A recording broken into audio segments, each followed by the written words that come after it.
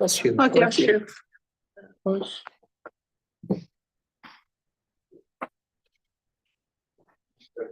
All right, thank you, Scott. Appreciate it.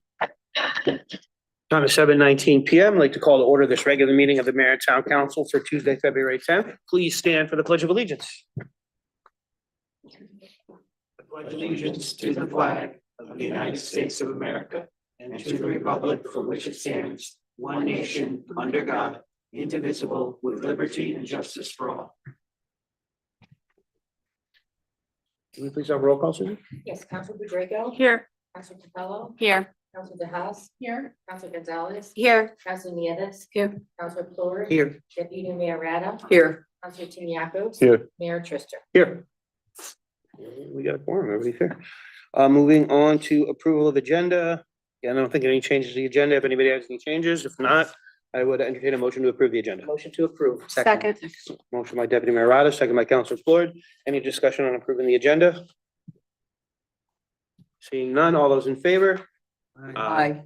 Any opposed or abstain? All right, agenda is approved. Motion carries unanimously. Right now, we're gonna move on to item 4, and I'll ask Councilor Floyd to please read the resolution.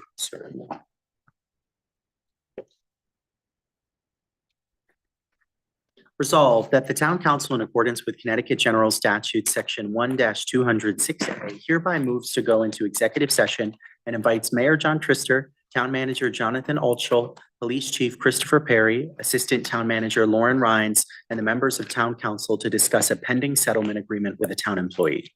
Second. Motion by Councilor Floyd, seconded by Councilor Capello. Any discussion? Seeing none, all those in favor? Aye. Any opposed or abstain? All right, motion carries unanimously. We are in executive session. Sorry, folks.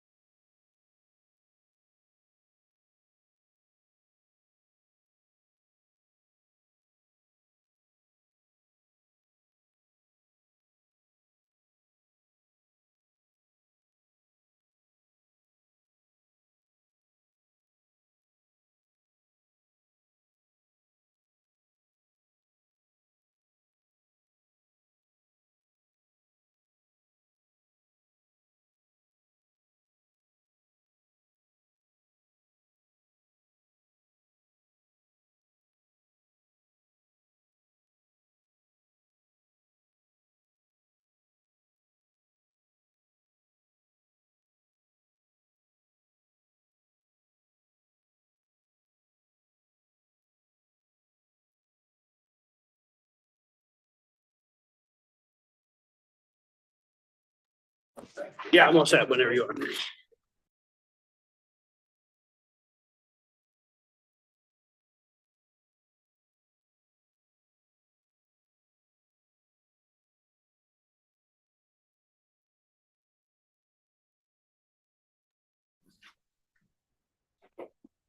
All right, we are back from executive session. Moving on in our agenda to item number 5, presentations. We are blessed tonight to be joined by our wonderful Parks and Rec Superintendent, Bill DeMayo. Come on up, Bill.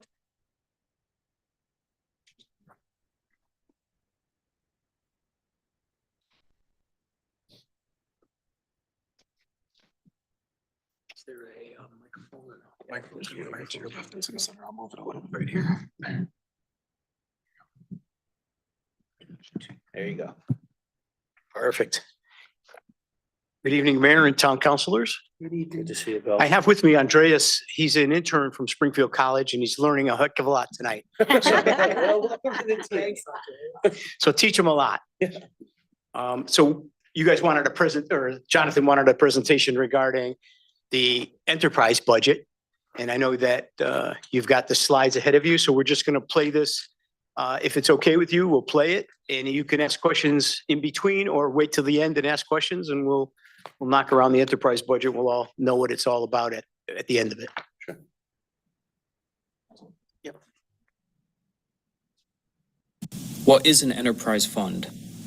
An enterprise fund is a type of accounting used by local governments to track revenues and expenses for services that are operated like a business, where the costs of providing goods or services are primarily funded through user fees, charges, or other self-generated revenue, rather than through general tax dollars. What is Statute 48-10? Creation of fund revenues. There is hereby created for the town a recreation enterprise fund, which shall be used to provide for recreation programs. There shall be paid into said funds all fees, charges, donations, sales, income, rental proceeds, and other receipts related to the operation of activities, programs, and facilities by the Department of Parks and Recreation. There shall also be paid into said fund such appropriations and transfers as the town council may, from time to time, authorize in accordance with the applicable provisions of Article 8 of the town charter, plus any applicable interest earnings derived from the investment of fund balances.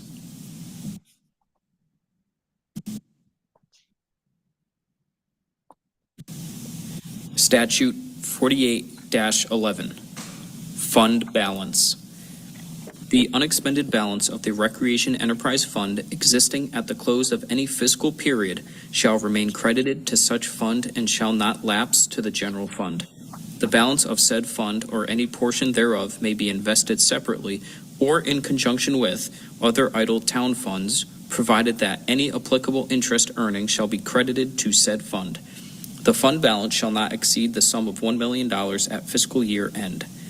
All funds in excess of $1 million shall be at fiscal year end deposited to the Recreation Capital Improvement Projects Reserve Fund.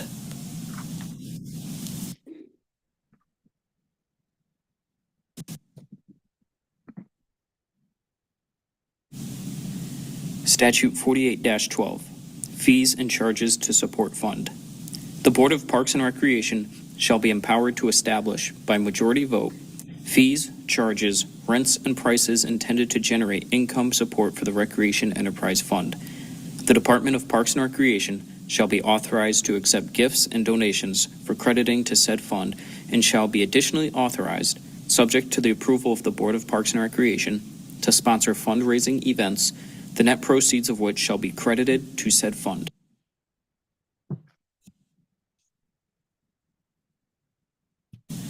Statute 48-13, Expenditures. Expenditures from the Recreation Enterprise Fund shall conform to appropriations made by the Town Council in accordance with the applicable provisions of Article 8 of the Town Charter. All such expenditures shall be used for the support of recreation programs or to promote the generation of income for said fund. No expenditures from said fund shall be used for capital improvements or capital equipment.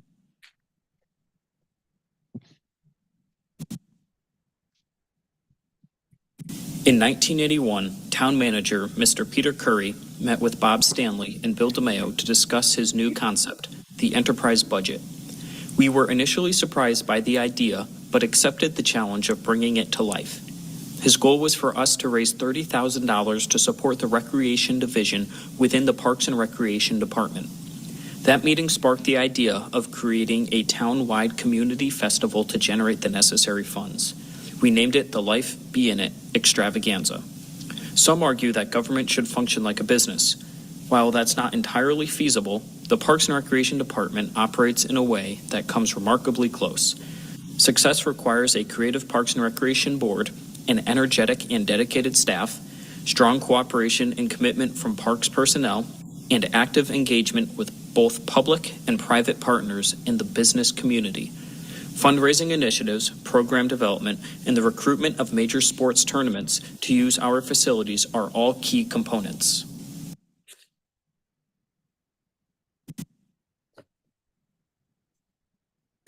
Revenue generation also relies on operating multiple concession stands and collecting rental income from fields, gymnasiums, meeting rooms, pavilions, and gardens. What began as a modest $30,000 enterprise fund has since grown into a fund exceeding $2 million. However, a growing concern is the increasing financial burden placed on the fund.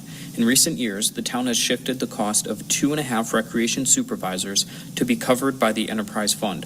Additionally, the salary of a union secretary who supports cemetery, parks, and recreation duties is now charged to the fund.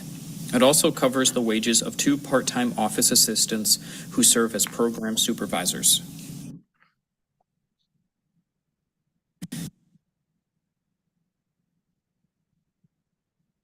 General benefits of having a local government enterprise fund. 1. Financial transparency and accountability.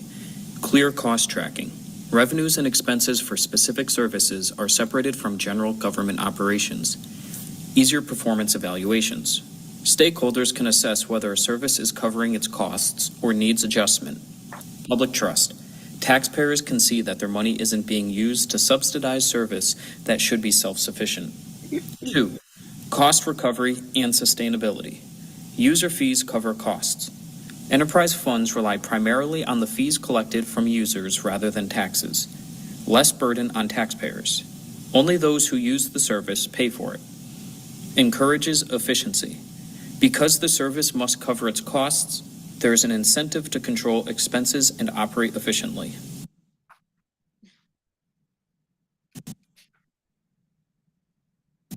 Three, improved long-term planning and capital investment. Dedicated revenue stream ensures stable funding for maintenance and future upgrades. Better asset management helps plan for replacement of infrastructure and large capital projects. 4. Encourages business-like operations. Performance-oriented. Services are often managed like private businesses with an emphasis on customer service, cost control, and responsiveness. Benchmarking and metrics. Easier to compare operations with similar services in other jurisdictions of the private sector. 5. Flexibility and autonomy. Financial independence. The fund can often make quicker decisions about rates, services, or capital projects without relying on general fund allocations. Self-contained budgeting. Departments operating under enterprise funds can often make strategic decisions independently.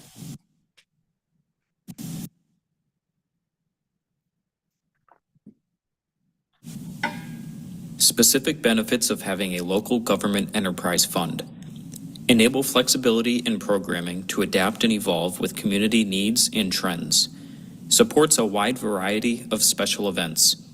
Funds a $30,000 community fireworks show and associated fees. Pays for essential staff, including lifeguards and camp personnel. Replaces assets that are frequently damaged or vandalized, such as picnic tables, tents, and electrical hookups. Provides extras for children, such as t-shirts, awards, hats, and more. Offers additional funding for the overall park system. Purchases amenities such as bounce houses, pool Adirondack chairs, pool toys, and camp inflatables. Pays for baseball and softball infield material, skate park features, waterfall stairs, field irrigation, flower pots, playground replacement parts, park pavilions, and park benches. Maintains sports infrastructure, including tennis, basketball, and pickleball nets. Supports sports challenges and youth sporting equipment for basketball and summer camps. Enhances preschool programs with items like scooters, bikes, playground equipment, safety wood chips, books, and arts and crafts materials. Funds specialists for the Exercise the Right Choice ERC after-school program during the school year. Covers the rental of entertainment for events including mechanical bulls, obstacle courses, clowns, magicians, and stilt walkers. Purchases and maintains concession stand equipment such as popcorn machines, refrigerators, and hot dog warmers. Funds food and rental costs for grand opening events for neighborhood residents. Pays for specialty program instructors. Funds the Mill Pond Park Summer Concert Series.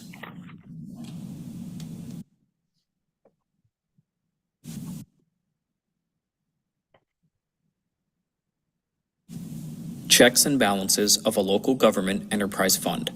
1. Town manager, town council, finance director, and Parks and Recreation Board oversight. Annual budget approval. The enterprise fund budget is typically reviewed and approved by the local governing board, such as town council, ensuring alignment with broader municipal priorities. Rate setting authority. The Parks and Recreation Board approves user fees and charges. Policy guidance. The Town Council and Parks and Recreation Board set policies on fund use, capital investments, and service expectations. 2. Financial transparency and auditing. Separate accounting.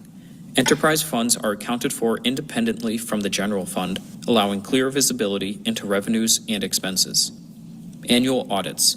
Funds are subject to internal and external audits under the supervision of the town's finance director, verifying that financial practices comply with municipal and legal standards. Public reporting. Financial statements and budget documents are made public, increasing transparency.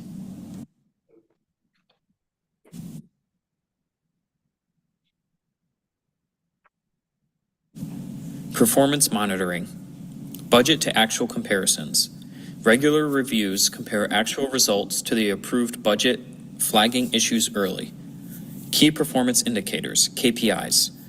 Metrics such as cost recovery, service usage, and customer satisfaction help measure operational success. Internal controls. Procedures are in place to safeguard assets, manage risks, and prevent fraud or mismanagement. 4. Legal regulatory compliance. Statutory requirements. Enterprise funds must comply with local, state, and federal laws governing financial practices and service standards. 5. Administrative oversight. Departmental accountability. The department managing the enterprise fund is responsible for day-to-day financial management and operational efficiency. Finance department review. The finance director provides oversight and support to ensure consistent practices across all funds.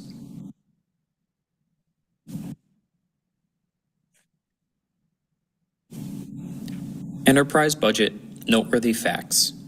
2025 to 2026 budget is $1,986,249. Since fiscal year 2018, $1,091,692.53 was transferred into the enterprise fund. $1,525,721.41 is invested in a fund through the finance department. Although difficult to calculate, with $2 million in the enterprise budget, residents are seeing a tax break upwards of approximately $200 per average household, assessed at $150,000. The enterprise budget saved the general fund approximately $280,000 in full-time salaries and miscellaneous benefits. The Parks and Recreation Department has had over 40 companies and groups over the past 3 years form a public-private partnership with the department. Because of partnerships like Jersey Mike's, each basketball player and coach receives a free sub on the first week of the regular season. Ruth's Chris Steakhouse subsidizes the cost of the 500 youth basketball uniforms. The Life Be In It extravaganza netted the department over $91,000. Camp Recreate has grown to over 550 registered campers each year. Churchill and Mill Pond Pool receive over 44,000 visits each summer and offered 4,800 swim lessons. Over 17,000 picnic goers utilized the pavilions at Churchill from April through October. Creative Playtime Preschool has nearly 40 kids enrolled each school year.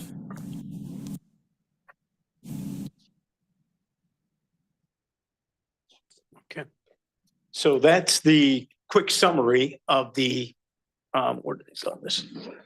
That's the quick summary of the enterprise budget. So I took you from where the charter and the statutes tell us the rules and regulations. Then I told you about the history of Peter Curry starting this idea. And basically he came up with the idea of pay to play, right? So his philosophy at the time was a big town manager's idea, knew at that time 44 years ago, that if you weren't using the services of Parks and Rec, you shouldn't pay for it in your taxes. That was the philosophical idea. So if your kid was playing basketball, well, great. Then you pay the fee, the entry fee of $50 or whatever it is. And if you were a older person and had no kids and they weren't in basketball, you shouldn't be paying for basketball. So that's the basic premise of what the pay to play idea is. And then it just took you through what it's done for the department. And we grew from, again, 30,000 to 2 million is the recreation budget each year now. So it's been successful. So you should be proud of a success that the Parks and Rec department and the staff has worked very hard along with the Parks and Recreation Board. And I'd be remiss if I didn't introduce Eileen Francolino is here. She's our new chairperson, elected a month ago. So she's here in the audience too. So I guess with that, I could answer any questions you might have regarding the enterprise budget. You had me at mechanical bulls, Bill. So, Yeah, I'll open you it can't up. argue with that, right? Yeah, no, I was done. No. I'll open up the floor. If any questions from council? Council Floyd. Thank you, Mayor. For me, it was the hot dogs. Bill, I just want to thank you, obviously, for coming to us to share some time with us tonight. But the enterprise fund, as you laid out in detail, has been a remarkable success for this community.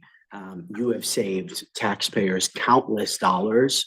And, I just hope that people come back and watch this presentation or are listening now and, can reference this because it's really important that people recognize that for all the great work that you do, a lot of times not a dime of it is hitting their pocketbook. And that is a remarkable feat for the breadth of programming that you've put on through your department. So I just want to thank you for that. I had questions and they've been answered by your great presentation, as a matter of fact. So Good. I'm going to yield to other counselors, but I want to thank you. Thank you. Yep. Thank you, Counselor. Counselor Draco. Yeah, thank you, Bill. Gil Bedrejko. The enterprise fund has always been kind of a mystery, but I did a little bit of research on it and found out actually now it's quite common in other municipalities, maybe not necessarily for Parks and Recreation, but for sewers and, utilities and whatever. So, again, I think in Newington, this has been a creative use and you've done substantial successes with it. But I just, I'm kind of nerdy and I have a couple questions here. The cap that you can keep in the fund is $1 million. And anything above and beyond that then goes into the recreation CIP, or you could, I suppose, invest it in that investing fund. But you said you have a budget for 2 million. Now, what happens if, for some reason, you don't raise the revenue to meet that $2 million of budgeting? Where does the excess come from? Your operational budget or? So the Recreation Division doesn't really have an operational budget. So that's why when people say, the Parks and Rec Department's always worried about money. Well, that's true. Every minute of our lives here at work is geared towards making money so that we make the $2 million. So there's a tremendous amount. It's not the normal quote unquote department, right? So we have to be financial wizards. We have to be dedicated. We have to cut costs. We have to, minimize expenditures. We have to spend when we think we can. We have to cut programs when we don't think they're making money. We have to do not only the Parks and Rec world, but we have to be financial people and we have to be computer people. So as many of you know, we have a rec track program that I helped write 35 years ago. We got it for free here in Newington because of my relationship with Vermont Systems. And that was over $100,000. So we manage, but every single day, everything goes through our computer system. So all our rec supervisors and myself are looking at the computers on a daily basis. The Board of, I think you got hung up on the $1 million. The $1 million is similar to the Board of Education, has the same exact language. I think it was worked up with Janet Murphy, our finance director. What happens is basically because the statutes and the ordinances say the money can only be used for recreation programs, then we needed a way, a mechanism or a way to get the money into the park system. So that's when we came to the council and said, hey, over $1 million, is it okay to take the excess revenue and put it into the recreation CIP, parks, pools, and playgrounds normally? So that's what helps fund the new lights for Christmas downtown. That's the flags on the poles. That's the stairs. That's the new field, soccer field, infield seed and mix. It's baseball field mix. It's lights sometimes. It's the extra stuff. So we've been fortunate ever since I've been here. We've made a profit of excess revenue of over $2 million. So say it's 250, 300,000. We come to you and we say, we'd like to put that amount of money into the CIP recreation account. So that way we can put it back into the park system. And that's what helps all the extras, all the benefits that you see. But again, it's fully transparent, fully open to everybody. It's right out in public, black and white. So it's pretty simple. I don't know what it's like to not make $2 million. I hope that, once you leave, God forbid, that your successor won't have that issue either. Yeah, we've got it laid out pretty good for the new person. And just one more question, and I know, again, because I was reading about, the pros and cons of the enterprise funds, and within, because we see that, the general enterprise fund per se, but I'm assuming that you have like financial statements, accounts, budgets, transfers, banking, whatever, within that doesn't necessarily run through Janet. But No, it does. Oh, it does. Oh, Everything runs through Janet. Yeah, she's the boss. Yeah. Oh, okay. And you also get our 30 or 50 pages. Not only do I do the line item budget that you're familiar with, but we give you a program budget. So you can break down how much basketball costs and how much yoga costs and how much, swim lessons cost. You have all that. It's under the special revenue area, which doesn't get a lot of attention because it doesn't impact the taxpayers. That's exactly what the message tonight is for everybody that's listening. Taxpayers, you're not putting not one penny into the recreation division. It's self-sustaining. That's the magic thing. I don't know of anybody in the state of Connecticut. In fact, I don't know anyone in the country that's successful in sustaining their recreation division the way we are. I just answered a couple questions from, I think it was Suffield today, but I speak all over the place in regards to enterprise budgets and how successful they are. And I've also written a national magazine article when I was in my former job back in the 90s about public-private partnerships. When I go after partnerships, businesses, the Ruth Chris's and the Jersey Mike's and all the different restaurants and businesses, that's because I'm trying to raise $100,000 to $200,000 to put in the enterprise budget so that we make it, right? So it's complicated and it takes a holistic look at this. So when someone says, I want free basketball for X person, well, okay, that's great. That's because you care about that program, but we have to look at the big picture of 800 to 1,000 programs and how do we make this whole thing work? And then we have to look at, can people afford it? Because I've never, ever in my lifetime, my 47 years, turned anybody away for lack of money to participate in a program. So if someone is needy, they go through the social services with Carol. And on top of that, I even take, if we have to, do what we can especially with people with disabilities that go to summer camp in Glastonbury from our town. If they can't afford it, we take enterprise money and put it towards their weekly fees to get to camp. So there's a heart, there's a brain, there's finances, there's Parks and Rec stuff. It's a lot. Yeah, I think, well, that helps because I don't think I've ever seen at least the level, the line item detail. We see a more of a broader picture. So I just wanted to I just wanted to see how the segregation of duties work out, but Janet does get that. So You get it too. Okay, It's in your packet. okay. Yep. And just finally, I don't think I'm gonna have any other questions and it's too early to say goodbye, but I'll just wait. Okay. We'll have it back. We'll have it back. Okay. Okay. Talk about that. Yeah. Council Gonzalez. I just want to say thank you so much for everything that you do for Park and Rec. This is incredible. It's amazing what you guys do, and I don't think that people really know how it works and what goes on behind the scenes, but you are incredible for everything that you've done. Thank you so much.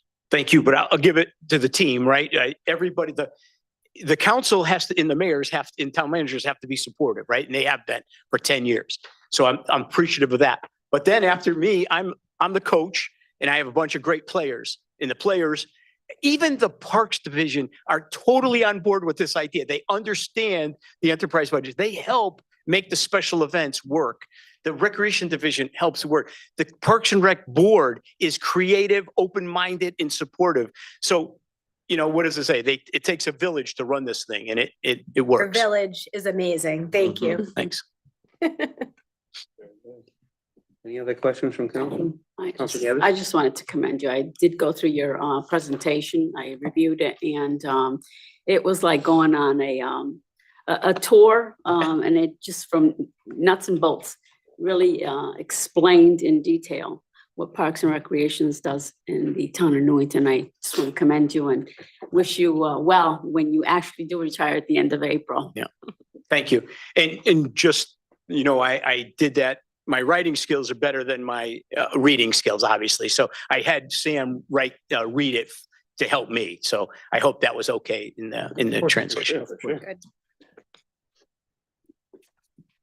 Well, I'll say thank you for being here tonight and running us through this detailed presentation. It mapped it out perfectly, and I feel pretty confident that we definitely understand the enterprise. And I appreciate you doing it because other people need to hear that. Because Right. it's not just Parks and Rec departments, and I mean this is a thing that's existing in governments now. And I think, you know, particularly the point in there about, you know, government running like a business is really not always feasible, but in this case, it really helps to do that. And I think that's an important, you know, important for efficiency. So Yeah. appreciate all that you've done, and thank you so much for being here. Appreciate it. We're gonna have you back. Yeah, you're gonna be back. You're gonna be back. All right. Thank you. I appreciate it very much. Thanks, Thank you so much, Appreciate it.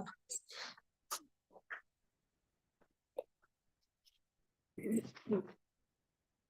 All right. Moving on to public participation. If you're in the room and like to speak in public participation, please step in the microphone and state your name and address for the record. If you are on Zoom, use the raise hand function. We'll alternate between in the room and over Zoom. And we got one on Zoom. Go right ahead, Ms. Lyons. Hi, Rose Lyons, 46 Elton Drive. Again, my head is spinning, especially with this enterprise fund. You seem to all understand it, and after 15 years, I understand the enterprise fund, but this recreation capital improvements projects reserve fund still boggles my mind. I understand the enterprise fund can't use the monies in there for capital improvements.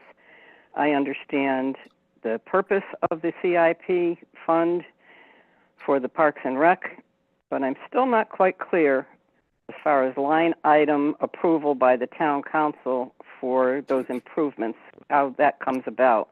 I remember being at a town hall reno meeting and the windows in the gym were taken out of the plan, and somehow, some way, I believe those windows got paid for out of the capital improvement projects reserve fund.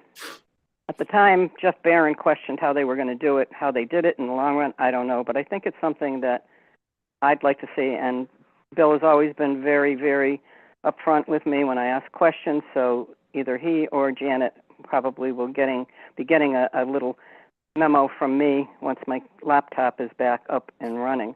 It bothers me to hear that not one taxpayer dollar goes into Parks and Rec.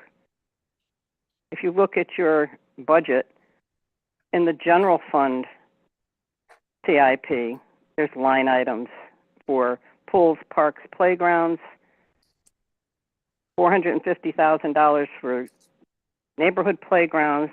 This is why I'm so confused. That being said, we have a wonderful Parks and Rec system here. I just question the statement that not one tax dollar goes into the programs. With that being said, I'd like to get on to another subject, and that's maintenance of fire hydrants and removing the snow from around the fire hydrants. Been a lot of discussion on Facebook. I personally think that if it's blocked, you see it, clear it. People on Facebook seem to believe it's the responsibility of the adjacent property owner. I would like to see someone on the committee or on the town council ask for a review of ordinance 267 to see if it can be clarified so we don't go through this every year. It's just mind-boggling to me that somebody has to get onto Facebook and ask who should be doing this.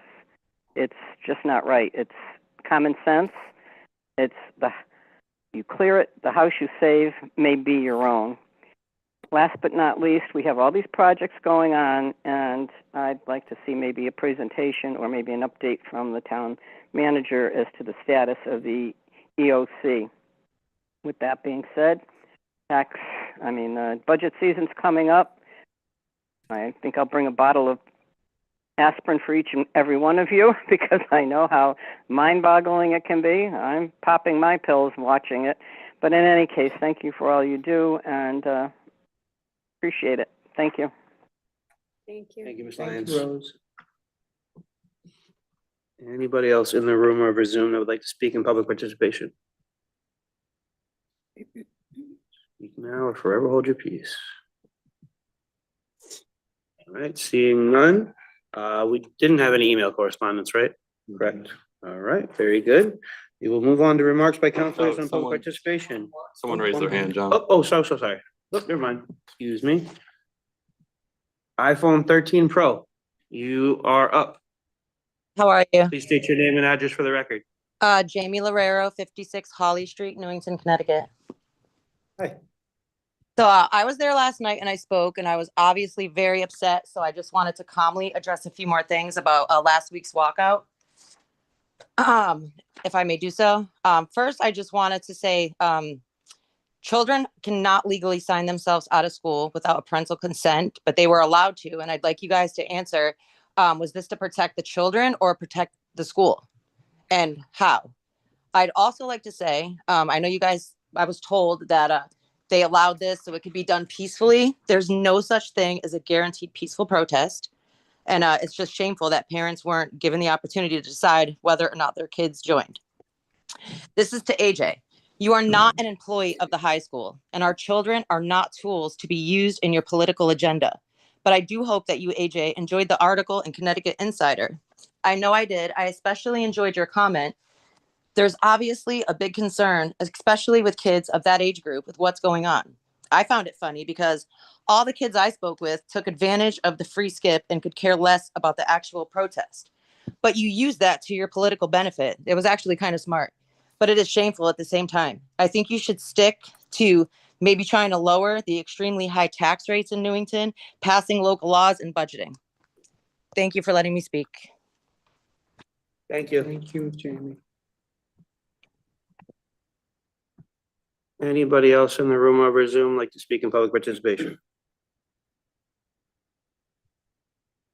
All right, seeing none. We will move on. Oh, she dropped. Remarks by councilors on public participation. Councilor Floyd. Thank you, Mayor. I just want to speak to Ms. Lyons' comments. Thank you for your comments, Ms. Lyons, as always. I just want to be clear. I didn't suggest that there's no funding in our budgets for recreation programs or for Parks and Rec. You know, I've been here, as a few counselors have been for a couple of years now. I'm a part of the budget process and know that that's not the case. So just want to make sure that that is clarified. Thanks a lot. Thank you, Counselor. Any other remarks from counselors on public participation? Counselor Bajeka. Regarding the fire hydrants, maybe you can address that in your remarks, whatever, but I'm also saying that the fire department is here and they're also, you guys are always dragged into the discussion about, you know, people think it's your responsibility, people think it's the homeowners, whatever. I mean, you know, I think it would be nice to get some clarification on that. Yeah, I mean, would you like it now, or, I think that just to Rose's point, the ordinance 267 is about private hydrants. So if you own a hydrant in a private development, then you're responsible for maintaining it. I don't think that's the majority of hydrants in town are privately And I owned. know our fire department has been gracious at times. They go and they clear it out, but I don't really know if that's your responsibility. It is not the responsibility of the Newington Fire Department to clear the fire hydrants. If there is a need, if somebody's in need of it to be done, we will do everything we can to go out and get that fire hydrant cleared out. We did have the cadet staff. They wanted to go out and do some community work, and they went and cleared some fire hydrants. You know, there's approximately 6,000 fire hydrants in town. So, you know, most paid staff, towns, Hartford, Waterbury, West Hartford, departments like that, send their crews out to shovel fire hydrants after a storm. We're volunteers. We just don't, the guys don't get paid for it. And, but we try to do the best we can to get it out on social media. Time is of essence during a fire. So we've put out diagrams 3 feet around the whole fire hydrant to shovel it out. And just because that fire hydrant is not in front of your house, it could be the fire hydrant we need for your house. So I believe the ordinance for town, don't quote me exact footage, but I think it's 1,000 feet. So 1,000 feet either way of your house, there's a fire hydrant. That's the fire hydrant we're going to be using. But you can always call us and we will absolutely do our best to get out to help somebody in need to shovel out a hydrant, but it is definitely not our responsibility. So is there, how do we formalize whose responsibility it is? If there's no ordinance, you said there's only an ordinance for It is private. on private property, and that's I'm guessing the majority of hydrants are not on private property. They're somewhere in a town right of way. So as far as I did off the top of my head, I don't want to just I'll throw out an answer that's wrong. Let me circle back about specifically like who has legal liability in the event And of, perhaps, you know, we need to do something. but- yeah, okay. and just be a little more vocal. So I'll circle back on that and I'll report, to. Thank you. to guys Thank you. next time. Yeah. Like I said, we're there to do our best for the residents. So Thank you, Commissioner. Any other remarks from council?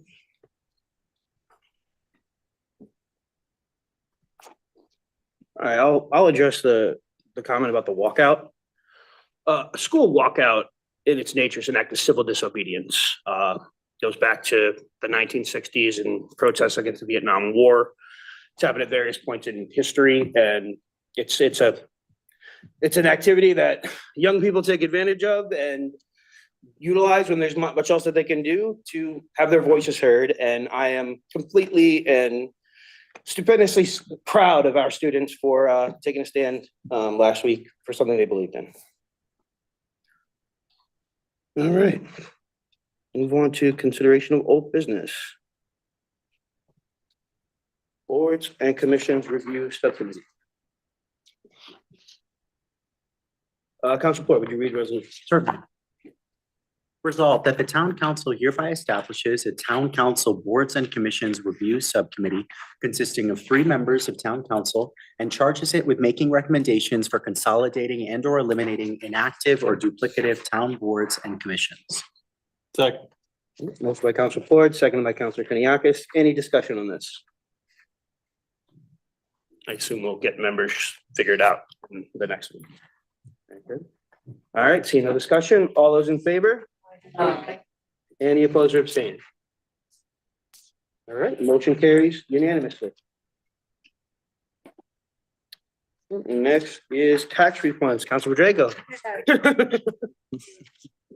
Resolved that property tax refunds in the amount of $370.99 are hereby approved in the individual amounts and for those named on the request for refund of an overpayment of taxes certified by the revenue collector, a list of which is attached to this resolution. Second. Motion by Councilor Draco, second by Deputy Mayor Rada. Any discussion on this? Seeing none. All those in favor? Any opposed or abstained? All right, motion carries unanimously. Next is minutes from the approval of minutes of the January 13th, 2026 meeting. Anybody have any changes or anything in there that they needed to adjust? On page 5, fifth bullet point up from the bottom, there's a couple of, it says office and offices. I think it was officer and officers. And then after 22nd, it was 20 seconds. There's a missing S.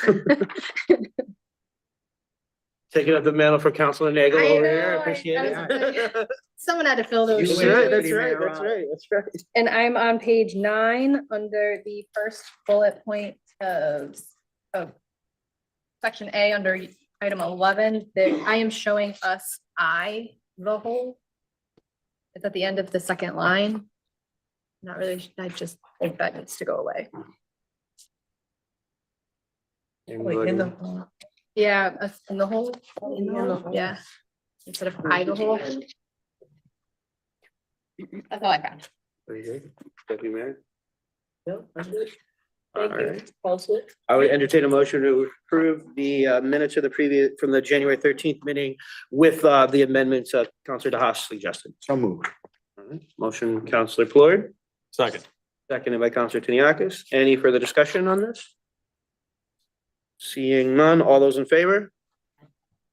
Any opposed or abstained? Right, motion carries unanimously. No resignations or appointments, huh? All right, moving on to new business. Item A, CIP transfers. I see Bill DeMail's boss, Janet Murphy, is on the line. Our boss. Our boss. That's the first time I've ever been called his boss. I don't know what's getting him to close to retirement. I don't know. When I came to you guys last month regarding operational transfers, I did mention that we will have CIP ones. This is my list of CIP ones after going through balances that were open. There's 4 kind of separate ones.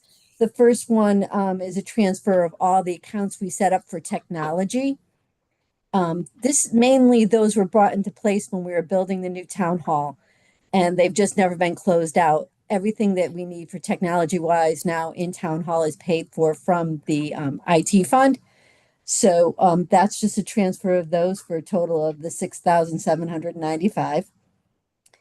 The next section is open accounts. They're just small amounts from the different fire projects that we had going on. They total $635.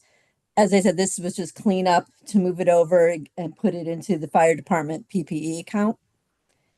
The third one were open ones regarding facility projects. This once again, there's not a lot of them. It's just these small amounts hanging out there that we wanted to clean up and clean out the balances. It totaled $136. That was it, to general property improvements. The last one is the big one. This was something we had put CIP money in for, not anticipating for the New Britain Avenue Business District streetscape that we would be getting a grant for it. We are in the process of getting a grant for it, so we do not need the full amount anymore that we had in that account. So we were looking to transfer $315,000 of it for the firehouse exhaust system. This is an item that had been originally brought to us for next year's CIP.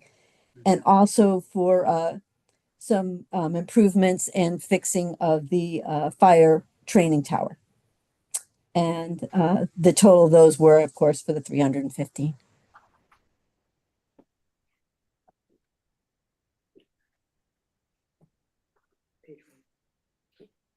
Any questions or comments from council?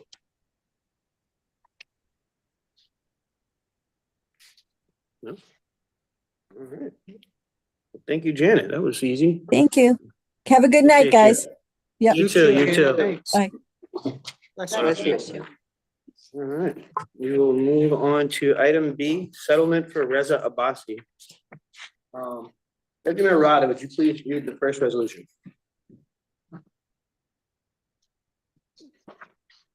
Resolved that the Newington Town Council, in accordance with statute 14, voting of the Town Council rules of procedure adopted April 9th, 2024, hereby moves to allow action on agenda item 11C to consider and take action on a settlement agreement with Reza Abbasi. Second. Motion by Deputy Mayor Rada, seconded by Councilor Gonzalez. Because we are waiving the rules, we are opening up the floor to public participation specifically to the waiver of our rules. If you'd like to speak in public participation, please step up to the microphone and state your name and address for the record, or use the raise hand function in Zoom.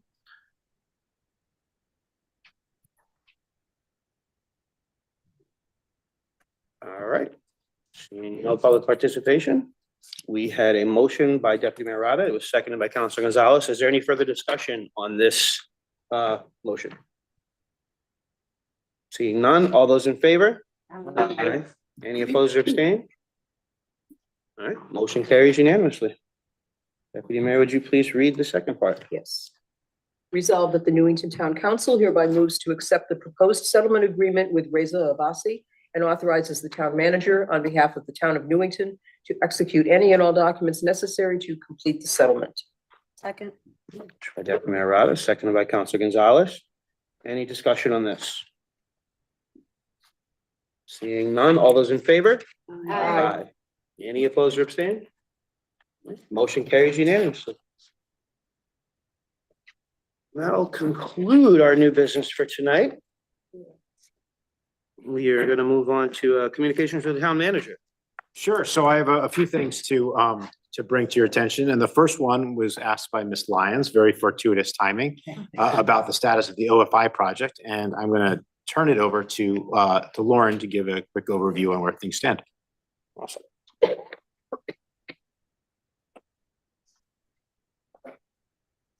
Push that back a little. So the EOC project is moving along very well. We anticipate having a certificate of occupancy sometime around mid-March. The initial end date was just before the new year. That was our initial substantial completion date. However, lead times on a lot of the products that we needed were longer than we had anticipated. And to that point, actually, the generator is not in and will not be in until after the certificate of occupancy is issued. So that part of the project will still be outstanding even when the project is considered done.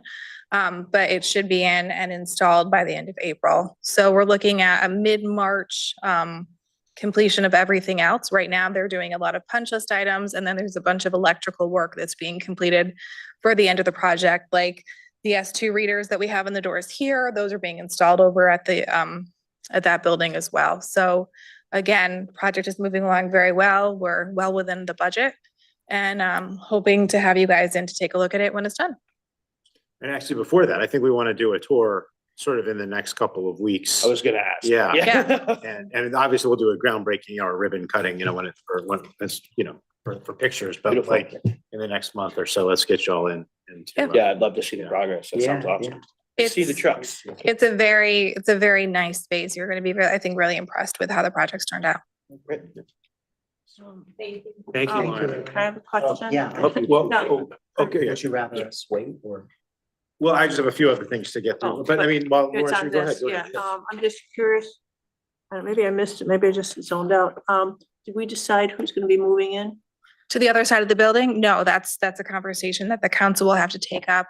And to we'll just- start that during. the Yeah, budget, during the budget 'cause There's process. a couple of big decision points for council. Okay, thank you. That was my question. Excellent. Also, as you probably saw the press release, this is the worst kept secret in Newington history, but Danielle Dipolino is our new officially new town assessor. So congratulations to her. A reminder too, I still haven't received any nominations for volunteers of the year. Please, if you can think of anybody, please just drop me a line. And would love to honor somebody for their great work on behalf of the town. And also, you know, while we're here, I just want to, and the fire department's back there, obviously, as you all know, there was quite an ordeal on Saturday night with a carbon monoxide leak at the Newington ice rink. You know, I think everybody involved from fire, obviously, as the lead, but, you know, Deep was there, the health district was there. The list goes on and on and on. Everybody did a really great job to make sure that the patrons of the rink are safe. And to my knowledge, I don't believe there's anybody that had, you know, long-term illness. So a great job in addressing that, all parties. It was a faulty Zamboni that was. I guess a the- faulty that was the Zamboni and a issue? faulty rooftop. Yeah. There was actually two causes. Yeah. There was the Zamboni was operating inappropriately. Was actually producing 10,000 parts per million of carbon monoxide into the building. Seems like a lot. And then we had a rooftop unit that actually was red tagged by C&G that was producing CO. Wow. Great work Scary. catching that. Red Yeah, that's tag. terrifying. They were running it. Yeah. That's all I got. Any questions Thank from you. council? Council Floyd? Thank you, Mayor. Not a question, but Jonathan, I just want to emphasize, I think the rest of us, but you are always so responsive at all hours, and you have updated us on a whole range of things consistently, through text, through call, through email. You're just extremely responsive. We really appreciate the work that you do, and thank you for all the work that you put in to answer a lot of our questions and respond to a lot of our needs. Thank you. Thank you, man. Appreciate it. All right, moving on. We have council committee update reports. What do you got for me? For you? Councilor Draco. Just a quick update, the first public hearing was held for TPZ for the development plan, on Pasco Place and, by Price Chopper, Lewis Street. Richard Street. Richard Street. No, Lewis Street. Lewis Street. It's the same development team that is doing the Kids Lane development, the same traffic study person, the same design, the same architect, safety consultant, whatever. It's gonna be on 2.7 acres. And it's planned 41 units, townhouses with all units apparently are gonna have garages, 2 baths, one laundry.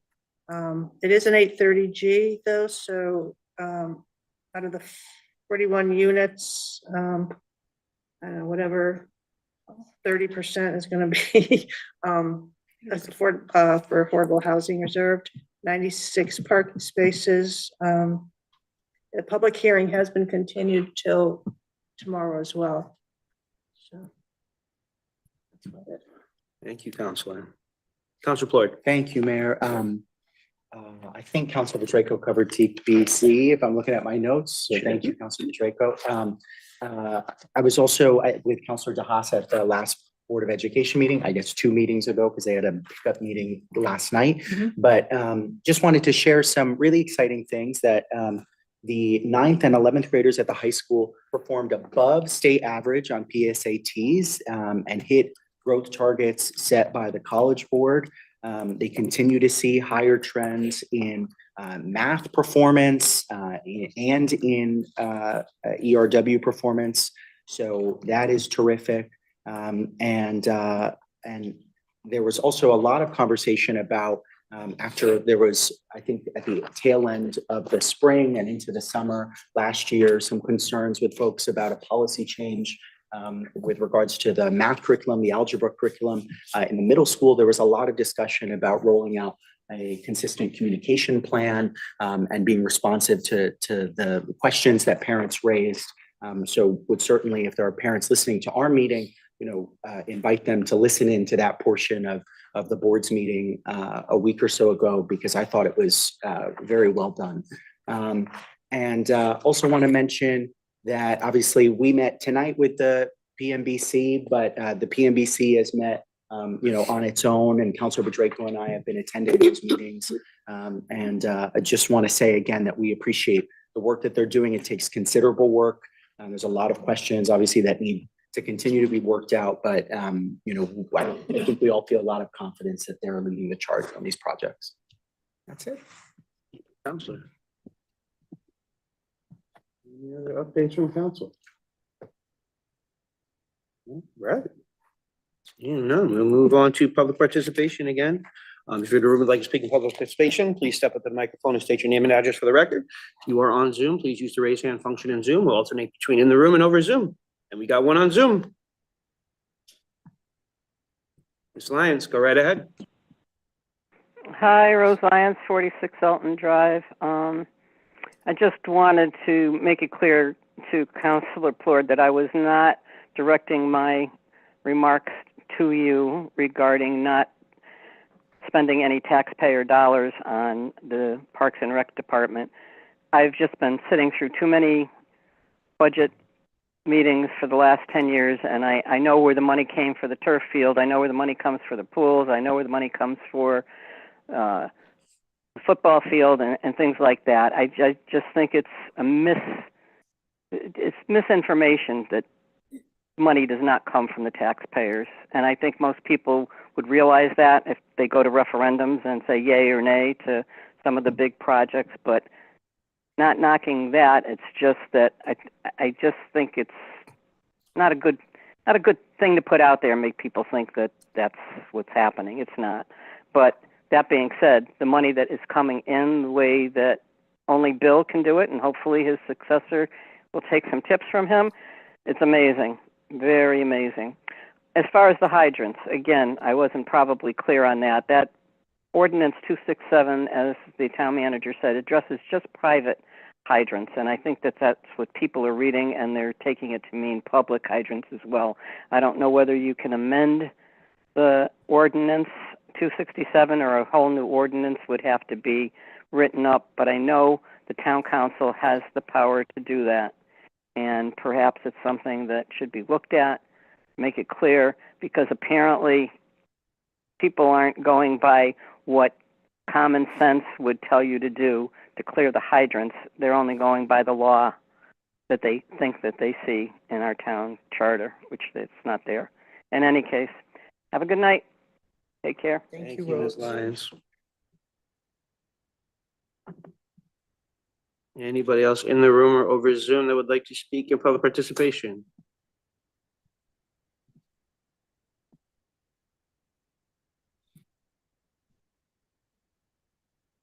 All right, seeing none, we'll move on to remarks by counselors. Any comments from council?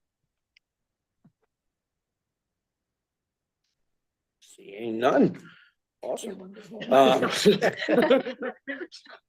You had your fingers crossed. My fingers are on the button. We're looking at each other like, don't you dare. And no informational items that I'm aware of, and no, it's budget season is here, so we will be seeing you a lot more than we usually do over the next few weeks, but I'm looking forward to it. With that said, I would entertain a motion to adjourn. So moved. Second. Motion by Counselor Plord, seconded by Counselor Gonzalez. Any discussion on adjournment? Seeing none, all those in favor? Aye. Any opposed or abstained? Motion carries unanimously. We are adjourned at 8:47 PM. Great meeting, everybody.